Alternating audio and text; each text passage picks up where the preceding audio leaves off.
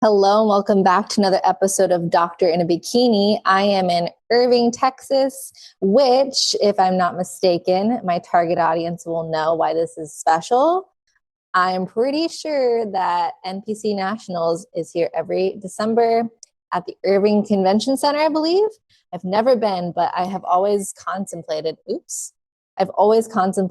going to that show, which we'll get into some competing stuff today. But first, welcome to my very modern bachelor-esque type hotel room. If you can see, it's very gray. You can see like the pipes, you can see like this little modern bathroom situation over here going on. Like it looks like a space tube. And then, fun fact, apparently, this hotel room has, oh, look how cute that is, by the way. It says my name on the TV. So this is what happens when you watch. You get like the tour. There is the outside. But no, okay, so this door right here, it's funny. My buddy, our security, Frank, he texted me. He's like, we're neighbors. And he's like, not the other one. That's one of the dancers over there. I won't say who. Not that you know what my hotel room is, but confidentiality. Anyways, I was like, you shouldn't have told me. You should have just like ran with it and just like knocked Jack and Jill style at like 3 a.m, because 100% I would have thought it was a ghost. And I eventually would have knocked back and it would have been really funny. But anyways, it has been, I think, 2 weeks since I did an episode, and I'm so sorry for that. I feel like, I'm human, and there's just something about, I have so much to unpack with you all because I had so many thoughts, and look, I'm literally showing you on my notepad. These are all the things I wanted to say this past week, and I'll get into how my day actually went, and I'm going to do my best to recap some of these thoughts for you. But first and foremost, I would like to say, very scientific start here. So I believe the Monday that I meant to post an episode was like right after a new moon or something like that, because a lot of these thoughts I mentioned, like the moon cycle and everything. Well, fun fact, this Thursday is a blood moon lunar eclipse. Sorry for my male listeners. You're going to want to like fast forward maybe a minute or so because it's about to get real niche in the female department for a hot second. I, of course, Googled this because some of the dancers and I love to talk about this because we all travel together. A lot of us cycle together, which is super fun bonus when you're female, right? For the males that are still listening. And we got to talking about how our cycles are supposed to like match up with moon phases, right? So, of course, I just hopped onto Google, like super informal, maybe 30 seconds before I hit record on this podcast episode. I put, because if you didn't know, I just started mine. It's been a real emotional week. And honestly, today, if we're being 100% transparent, it took so much courage for me to press record because for whatever reason, it's just one of those days like within the cycle. I don't know if it's the pre-moon energy, but I just felt super anxious for no reason. And I know that I want to be here and I know that I love chatting and sharing these updates because it's so fun to look back on. I feel like things just come to me naturally. And it's like once I hit record, I just feel like I'm talking to my friends, especially while on the road. So, but here we go. My Google search was having your period around the blood moon. And the search engine says, while some theories, oh, wait, did it? It literally just regenerated that search. It's so weird. Okay. While some cultures and beliefs associate menstrual cycles with lunar phases, particularly the red moon, scientific evidence for a direct link between the moon and menstruation is limited. But here's a more detailed breakdown. And it goes, the red moon cycle. Some traditions view menstruation during a full moon as the red moon cycle, associating it with feminine power, wisdom, and a connection to moon's energy. The white moon cycle, conversely, menstruation during a new moon or ovulation during a full moon is sometimes referred to as the white moon cycle and may be associated with nurturing and caregiving. Here's the science part for me. This is enough. It says healers and wise women. Historically, women experiencing a red moon cycle, so that's this upcoming like blood moon, from what I understand, have been seen as healers, wise women, or medicine women. And all I'm saying is you were listening to Doctor in a Bikini. And for whatever reason, like I had all of the emotions of when I thought I was supposed to have my period. But for some reason, my body was like, nah, fam, we're going to wait until the blood moon when things feel really wild and crazy. Because also, if you follow any of the same accounts that I do, and then I promise I'll get into like the niche content of why you're here. They've also talked about how this upcoming eclipse is like super rock your world, in particular for Virgos and Pisces and all your associated placements. And fun fact, if you didn't know, I'm a Virgo, Connor is a Pisces. And here's, you know what, this is where the anxiety started, because I am traveling literally the day of this very symbolic moon that is supposed to embody like destiny and all these life changes and, you know, new chapters and things like that. And I'm literally supposed to be getting on an airplane to go somewhere on this day. So I know it's so irrational and there's like such deep niche content here. Like if you're not a spiritual girly or guy and you're still listening, I appreciate you, because for me, I really vibe with this stuff. And I feel like a lot of my readings and things like that have really ooh, I was going to say choreographed because like dance mine, correlated with like the craziness of the travels for Connor and I this year. So in case you were wondering, that is the happenings of this week. But I don't know what is happening here. Thank you for bearing with me. All right, let's get into catching you up on this past week. So I am officially, I think it's, oh my gosh, I just counted. I want to say I am like 41 days away from being home and being done with tour, which is insanity. I feel like I just started and somehow we are already past the halfway point. And, you know, there have been so many days of being on the road where it feels exciting. You feel like you are so lucky for the opportunity. There's days that you just cannot wait to go home, especially like when I'm in my bed or when I'm taking a shower. I'm like, I can't wait to not have to deal with shower shoes for a hot minute. I might even just chuck these shoes into the garbage as soon as I get onto the airplane to go home. And there's certain clothes, even like washing your clothes at these venues. It's just like, oh, one time, I can't believe I didn't tell you all this. One time I went to go put all of my clothes in the venue's washer dryer. It was the only one available. And washers and dryers are like a huge commodity on this tour. We have few and far between. You're living out of a suitcase. You're living off of a bus. You feel like you smell all the time. Like I swear I could easily do like 3 showers a day if I really could. If I really, really could. Just because after that small coffin bunk, it's just, you were just so ready to not be in a confined space. And anyways, laundry. One time, it was the only one available. And every other one was, you know, taken up. All this stuff was on the hood of this washer. So I went to go lift because there was just like papers and stuff on there. Put all of my clothes into it, put my detergent in there, closed it, went to go hit start. And then I went to go move and consolidate the papers that were on the washer. Below this washer, oh my God, it literally said mop heads only. I was like, oh my God, I couldn't have ripped that thing open fast enough. I was like, I would rather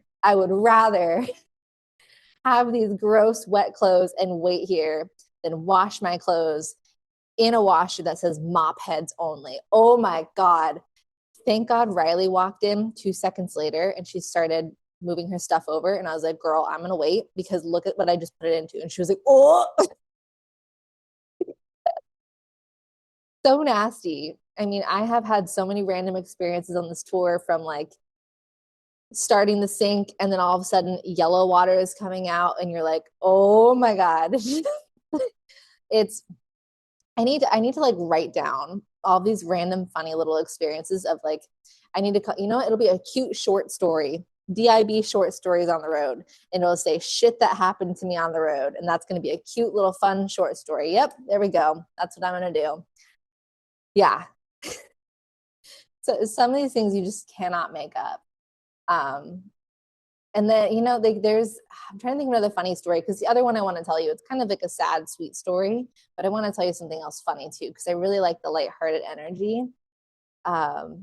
Oh my gosh, there was another one. If it comes to me, I'll tell you. But this past week, like I said, I had all of the emotions. I think usually the day after the day off, if you know me, that's usually my hardest day. So the day off, it's like today when I'm recording. So if you're listening tomorrow, put me in your thoughts because usually I don't know what it is. I just get really sad on Tuesdays. And I was debating if I wanted to share which dancer with this story, but I feel like it's a really sweet story. So I'll go ahead and share who it is. But typically you'll notice like most of my stories I'll refer to the person as dancer because I just want to protect whatever privacy, even if it's just such a minuscule story. Like I don't tell anything scandalous about them or like anybody I know for that matter on the podcast. But for whatever reason, on this past Tuesday, we were in North Carolina, I think. Maybe it was South Carolina. It was one of the two. Days kind of blend together. But I'm minding my own business and I'm doing my 1 line a day journal in the room. And I definitely was feeling emotional that morning and I could feel it. Like I had gotten on a phone call earlier that day and I was trying to prevent myself from, as Connor says, like getting leaky. I was like, nope, I'm going to stay strong.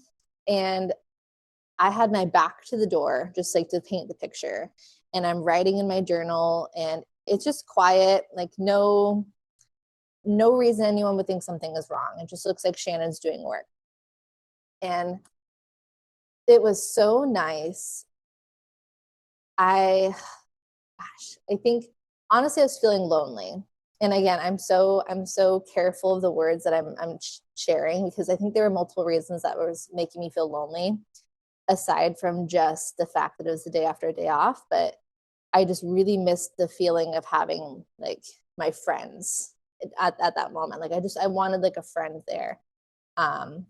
No shade on family because I know family listens too. Like I miss you too, obviously. But like in that moment, I was just thinking of like having my friends around. It just felt like, what I needed.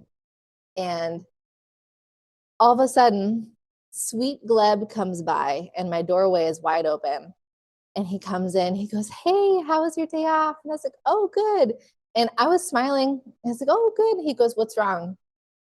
And I was like, no, nothing. Like, I was like, I mean, maybe I get like a little sad. I also have a hard time not being honest. Like sometimes I'm too honest. And I was like, oh, I think I just get like a little sad after the day off, but like it'll pass. And he comes in and he's like, why? And I was like, I don't know. I said, I just feel like, I miss home a little bit. And somehow this sweet man just knew. He comes in and he just gives me like debatably one of the best hugs ever. And I don't mean that in any sort of way other than just like it was just such a nice gesture. And I get so embarrassed so easily that I started crying. Gleb's arms. And like I was mortified because one, I was like, I'm a professional. And two, I get embarrassed when I cry. And three, I just like I think, yeah, I don't like to show weakness if I am not trying to show weakness. Like if I'm trying to put up a good front, especially at work. You know what I mean? It was just so freaking nice. And here I am. Just Connor says, I wish I could put the picture here of what he sent me. And also thank God for my husband. Here, I'm gonna get this on camera for you watching. Like I always have a brush near me, but this hair is driving me bonkers. Okay, we're good. We're good. All right. Yep, that's fine. That'll do, donkey. Yeah, so it was so nice. He comes up to me and he just is giving me the nicest. Oh yeah, Connor. That's what I was saying. This darn hair distracting me. Thank goodness that he is such a what's the word? Such a confident partner between our relationship and just who he is. Because of course I told Connor this. I was like, was like, you're never going to guess what happened. Like, you're going to think it's the funniest thing. Because for me, if I'm on the verge of crying and you give me a hug, like I will either swat you away and get angry, depending on the person, or I will cry. It's one of the two. And I was like, thank you for being so secure. He's like, oh wow. He's like, that was so sweet. I felt so bad because he knew I was sad. He's like, I felt so bad like when you were talking with me the other night because I couldn't be there for you and I just felt so helpless being across the country and you're sad and I can't be there. So he's like, that just makes me feel really good that you have good people on the road who care. And I was like, I really just have to give it to you how like secure of a man you are, because he's like, oh, if I were in your shoes, he's like, and that, it's like that handsome. How did he word it? Oh my gosh, he's like, Connor said it, not me. He's like, one of the most handsome men in the whole wide world is giving you a hug. He's like, I'd eat that shit up. It's like, oh my god. I was like, no, it's not. It's not like that. It just he's a really nice person, and he's like, oh, I know. He's like, but still, he's like, hell yeah. He's like, that's great. That was so nice. Like, what a nice human. But anyways, I went on a whole tangent there, but just, it was just really nice. The gesture of someone just being a real human while being on the road. I think, we're all going to have those days, especially if you work on the road and you're away from home, or even like when you're on prep, same thing. If this is like a little too, again, niche for you, if you don't work on the road, but you've had those days on prep where sometimes you just want to be around somebody who just gets it, whether you're just frustrated with where you're at in the diet and prep that day. Maybe you just are feeling like you are dealing with the impossible. It's a long road ahead of you. Same thing with being on the road and being away from home and so many days away from home. Eventually you just have a day where you're like, I need something real. I need someone real. I need to vent. I need a hug. I need a cookie. I need all the above. So that was just really nice, like getting that support from a friend on the road. And then of course, right after that, somebody like saw my reflection that I was like wiping away the residual tears. Cause I also was like, oh my God, I was like that, like, you're so nice. Like, I'm so sorry. He's like, why are you sorry? Like, we're all human. We're going to get through this together. And I was like, I know. I was like, oh, I hate crying. And it was really like 3 tears. But for me, I'm like, I cried. And another person came by and they saw me. They're like, are you okay? I was like, no, I'm good. I'm good. And they just stared at me. This is actually my neighbor right now, Frank. He just stares at me and I was like, Gleb gave me a hug and then I caved and then I started crying and he starts laughing. I was like, I'm okay, I promise. I was like, but no one else is allowed to hug me. Otherwise, like, I will lose it. So, let the record show, my point being there, it's really nice being around people who are just normal people at the end of the day. I really appreciate that. What else happened this week? There's certain things that I can't share until the tour is done because I don't want to get anyone in trouble. But there's some cool like pictures and videos that I want to share of me that are also really cool moments and things that I've gotten to do on the tour. So stay tuned for that in approximately 40 something days. Since my last episode, we also had another big event happen, the Arnold. And I just want to say first, congratulations to everybody who really just walked on that stage. I think that must have been such an incredible event just to be a part of, to witness, just to be a spectator at. I'm so jealous because I was literally there, I think maybe 2 weeks before. So I was like, oh, like almost perfect timing, could have been there for the Arnold. But I want to get into this a little bit today because I think sometimes these events of getting your pro card or qualifying, for nationals, qualifying for Olympia, these can serve as really motivating times for all of us. And it really gets you to thinking about this journey that we're all on. You all know how much that word gets me. I don't even really watch Bachelor Nation, but I know that that's such a big word on the show. And it just like, ugh. Anyways, we are all on this journey of life together. And I really wanted to get into this analogy that popped into my head. And the best way I want to start is, I don't know about you, but when I'm driving, I am always using Google Maps or Waze, or maybe when I first started driving and I had to print out MapQuest and I had the papers. We always have this set of directions getting us to where we want to go.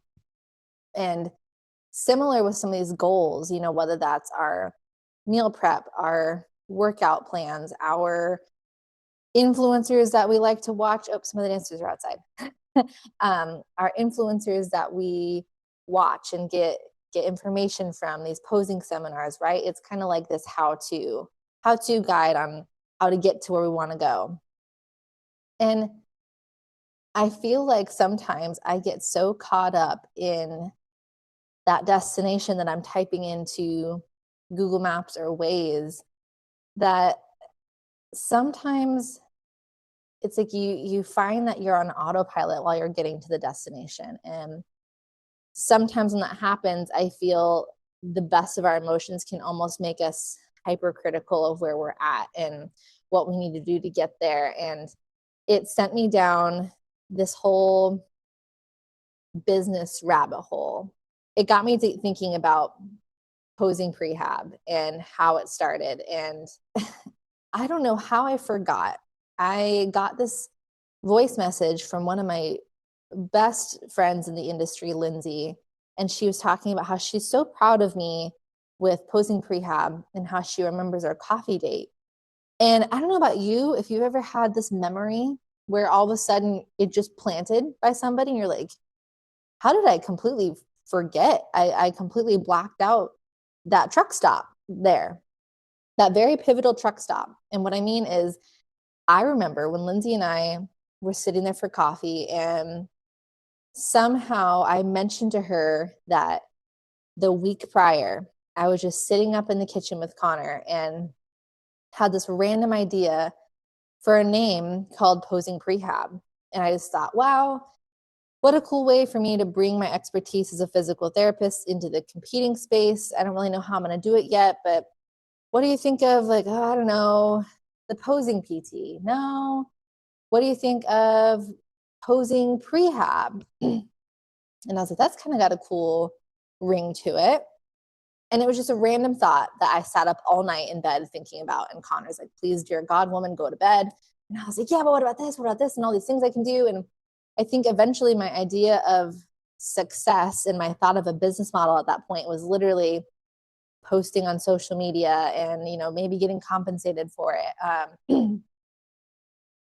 Yeah, really, I just thought of social media, and that was it. And then I hosted a couple in-person workshops, and I don't know, along the way, I was like, I don't really care about the followers and the subscribers and the social media content. I actually don't really love sharing and creating content. I love connecting with people and helping people, but the actual nitty-gritty of content creation, I'm like, oh my gosh, I overthink it, or there's this whole schedule, and then my ADD gets the best of me, and it's like the perfect schedule that I created ends up going out the window because I don't do structured with certain things.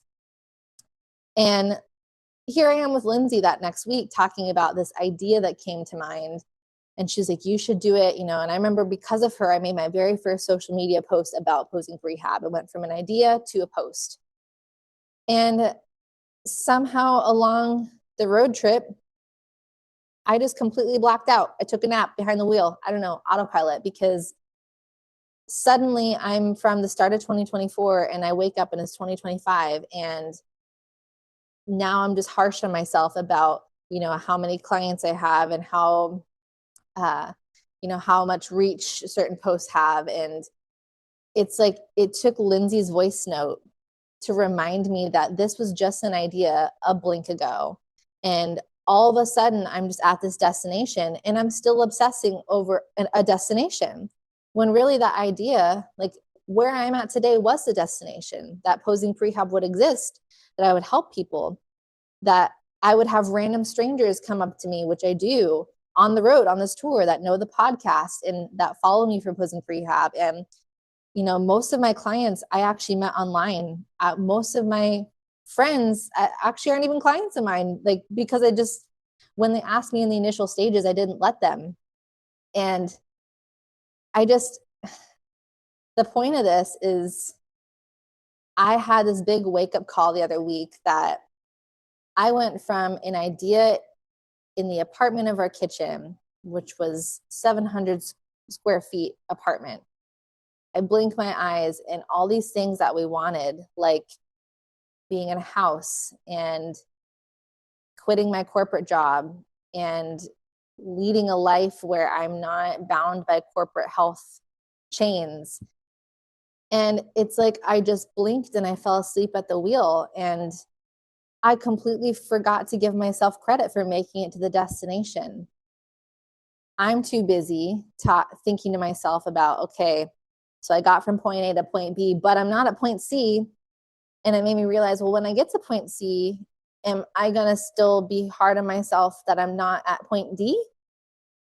And I just had this revelation this week that, man, my spirit guides, God, higher power, whatever you want to believe in, they've got to be yelling at me right now because they're like, okay, Shannon, we put your ungrateful ass on the road.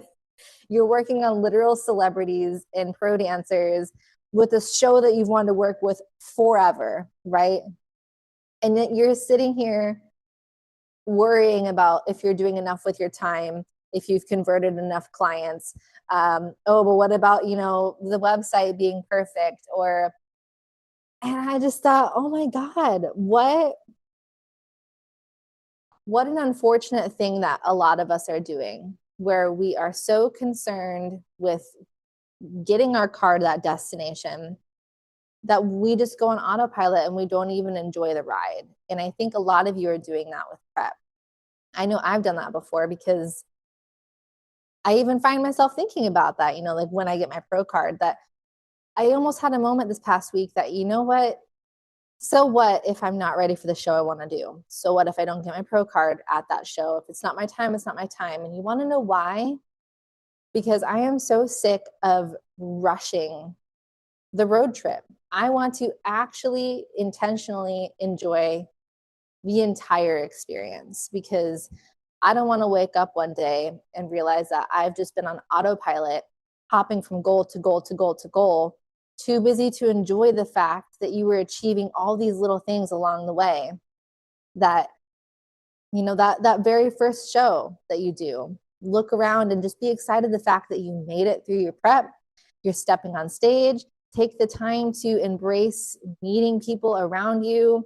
So what if you forget your posing, or maybe it's not perfect, or maybe your stage photos didn't turn out the way you wanted to. Maybe the first coach that you got isn't like your forever coach. Maybe you had a mishap with your prep. Maybe you had a day where you're like, oh no, I binged, or I didn't get all my workouts in this week, or I didn't qualify for nationals. I didn't get my pro card. I didn't place top 5. I didn't get a call out. I didn't get, quit having this I didn't mindset, or I haven't yet mindset. And I'm going to do you another one because this is how I put it in my phone. This is what I need to think about. And this is what I need you to think about every time you are working with your business or doing anything prep related, or insert whatever thing that's important to you here. Quit underselling yourself.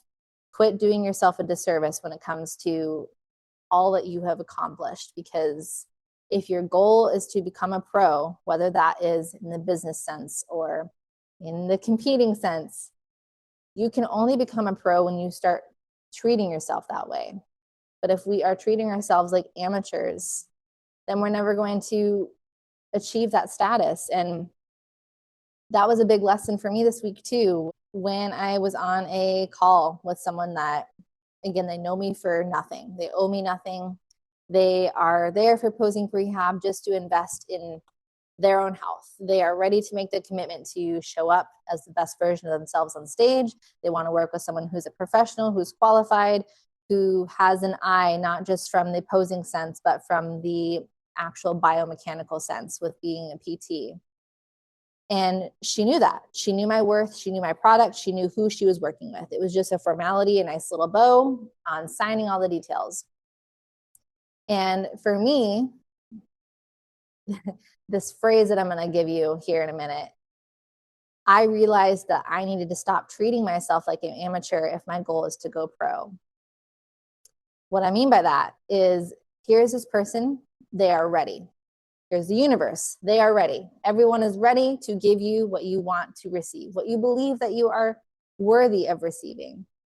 And because I felt whatever kind of way, we'll just say I was having amateur feelings, I gave her a price that was not the price that I think is worthy, because I am a very nice person. And sometimes I think I need to, how do I want to word this?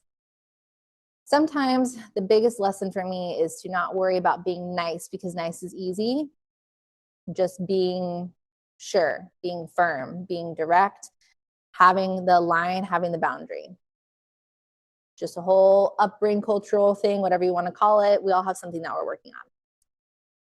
So I went into the sales call and I'm thinking, you know what? I want to be catering. I want to be understanding. I want to deliver this product for this person. They seem great.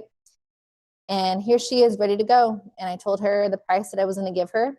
And she looked at me, she goes, oh no, you need to raise your prices, girl. Absolutely not. And I was like, what? I've never had a phone call like that before. She goes, what you are offering is amazing. What you're offering, nobody else is offering. You need to raise your prices way more than that. And I was like, wow, thank you for saying that. And again, I don't know this person. They owe me nothing. They did not need to tell me that. They could have just said thank you and moved along with their day. But that was just such a good lesson for me, because I thought, you know what? I am not going to achieve the status of pro, meaning in business or on stage, if I don't start treating myself like the pro. If I act like an amateur, if I have an amateur mindset, then that is exactly what the universe will hand me. Amateur results. And that was just something that really hit me this week, that not only do we need to work on, I'm saying we, I don't know who you are behind the screen, but I'm just assuming that we all have similar themes in our lives. Gosh, this, let me tell you, this hair over here. I'm just here to be human for you guys. Yeah, I just think it's something that I believe we all have our own version of these lessons. We are all not at the destination yet. We are all striving towards our different destinations. We have different speed bumps and truck stops along the way. But the biggest takeaways today, however this applies to you, whether that's parenthood, whether that's in work, life, relationships, or the stage, ask yourself today, how can you treat yourself more like the pro that you want to be? And better yet, how can you appreciate the destination you're on? And what are some ways that you are hyperfixating on those speed bumps and truck stops? You know, did you take a wrong turn back there and you're upset with yourself because you're like, oh my God, I was like Shannon and I got distracted and I missed the exit and now I got to wait and it's this whole U-turn and I could have been there at this time, but now my ETA is delayed by another 45 minutes, you know. And I think that's really relatable in life is, again, excuse me if you have little ears listening, but we all do shit sometimes that delays, you know, delays the ETA. Maybe there's a little bit of unexpected road work. I know you're like, all right, Shannon, we get it. We get the road analogies. But seriously, the next time you're driving, think about how this applies to your life. Think about all the opportunities for patience, the things that you want to yell at, the distractions along the way. I mean, it's just, I think we have to do better for ourselves. We're all going to get there eventually. And I think that's what we need to work on, is just trust the fact that you will get to the destination that you want. You just have to believe that you're going to get there. If you, the driver, if you choose to keep driving in circles and you're like, oh, I'm spinning up, that wasn't even meant to be a pun, but I'm spinning up and I don't know if I'm going to get there. Oh my gosh. And you're unsure and you keep turning around, then yeah, you're in control of the vehicle. So you are not going to get there. But if you just keep going in the general direction, you just keep on the gas pedal, and let's just, while we're at it with the analogies, think your gas pedal like the to-do list. Some days you are cruising. You are a steady 80s and that 65 miles per hour. Like you know, maybe you're on a roll that day. Maybe you're like, nope, I am super slow. Am I even going to get there fast enough? I feel like it's taking me forever. I'm barely even doing anything. You're still going. You're still driving in the general direction, even if you are going 5 miles per hour and Shannon's honking at you, going like, drive faster. Side note, do you honk at people? Because I'm terrified of honking at people because people are crazy. All right. Like my life has to be in danger if I'm honking at you. I don't, that's one thing in all these states. It's so funny. Like everybody is like a different driving culture. Like New York, it's like, oh, hey, honk, honk, have a great day. I'm right by you. Arizona, it's like a personal offense on you and your entire family and your cow. And if you understand that reference from Mulan, I appreciate you. If not, that's fine. You already buckled up for this entire episode. Okay, that's my last one, I promise. Anyways, you get what I'm saying. And I hope that this helps you on days like I had today, where I felt so anxious. I felt so hard on myself. I almost didn't record.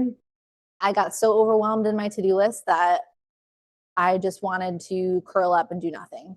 And that's just the honest truth. I think I can have a day where I feel so motivated, and I do have those days, and I love those days. Yellow aura me loves those 80-mile-per-hour days where I'm like, yes, I'm getting everything done. I am superwoman. Wow. I am right on my merry way. And then other days I'm like, am I even doing anything? What am I doing with life? And then, yeah, check the sweater that I'm wearing. I'm like, Shannon, you are not allowed to say that you're not doing anything. But we all have days like, oh, one more. I'll just go into like story time. Just because, again, I believe in using this space for real people. I don't care about the followers. I mean, I do. Like you know what I mean? Numbers wise, I really try hard not to get caught up on my worth translating to follower count is what I mean. Or subscribers or likes or shares or all the metrics that we're supposed to pay attention to as business people. It's exhausting, and honestly, it fuels my anxiety, and I hate it. I appreciate the data, but it's really hard for me to separate success and worth from data when that's all it is. But that being said, because I like to be a real human behind the camera, I'm also going to share with you, I'm a competitor on the road who is hoping to compete in June. Ooh, it's March. We're getting close. And I think this, I don't want to say road trip, this 4-month tour that I'm on, I had all these expectations of, this is like a whole other episode, I guess I could get into another time, but I had all these expectations about what the lessons were going to be. And if I'm being real, I thought that I was just going to hop on this 4-month escapade and share all these lessons about, you know, how to stay on track on the road and how to stay in prep when you're, I don't know, whatever perfect bow I had envisioned, that I was like, yeah, I can do hard things. Absolutely. I do hard things all the time. Life was like, you know, Shannon, instead of you teaching lessons of control and how to be in control, we are going to teach you how to be okay with not being in control. And that hit me this week. I was like, ooh, that was a good one, universe. That was a good one, because it's true. I thought internally that I was just going to make all these things happen. And I am, but in a different way. It's not in the way that we picture it, right? And I was hoping for being in prep for a show in June, which I still might be. I'm trying to just speak positively and say that I will. But I have those internal doubts in my head of, you know, what if I gained, quote, too much body fat to be peeled enough for the show? Have I gained enough muscle to show improvement? And I think when we have those questions in our head, we have to ask ourselves, what was the actual feedback? Was I told that I needed to put on a bunch of muscle? No. Okay, Shannon, well then stop inflicting all these, you know, what ifs on your mind. I had a fun little reminder this week with those thoughts, is my point of this. I had all these expectations of myself and if I was going to be ready. And this week was a really good week because I had to face those fears and I had to realize that it's okay if I don't know what it's going to look like. I'm not in control. I did have like a fun body day this week, especially with the whole period that I mentioned at the beginning of the episode. And, you know, because I'm crazy, I decided let's hop on one of those little, oh, I should know this. I'm a doctor. Oh my God. The little body scans that are at Crunch Fitness. Yeah, I did one of the, oh, did you know fireworks were a thing on this?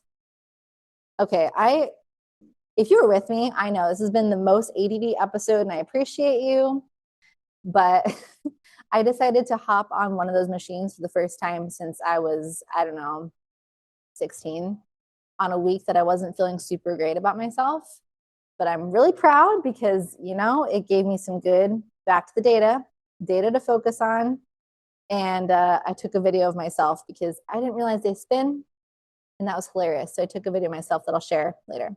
Anyways, if you stayed on this long, I appreciate you. I think it is time for me to hop off because I feel like my ADD has officially been unhinged. And somehow along the way, this fuzzy on my microphone came off. So if that just speaks to you, Shannon on the road, lack of control, embracing the crazy, that's literally today's theme. That's the microphone's theme. That is just how we're approaching life. That is my hair's theme. Oh my God. I'm gonna go fix this before going out with my boss. I hope that some of what I shared today is helpful for you on some level, because again, I do believe that we're all struggling with something every single week, whether that is prep related, personal life, work, whichever. I think we all need a good gleb hug. That's how I'm ending the episode. I hope that I did for you what Gleb's hug did for me. I'll talk to you later. I'm leaving. Bye, guys.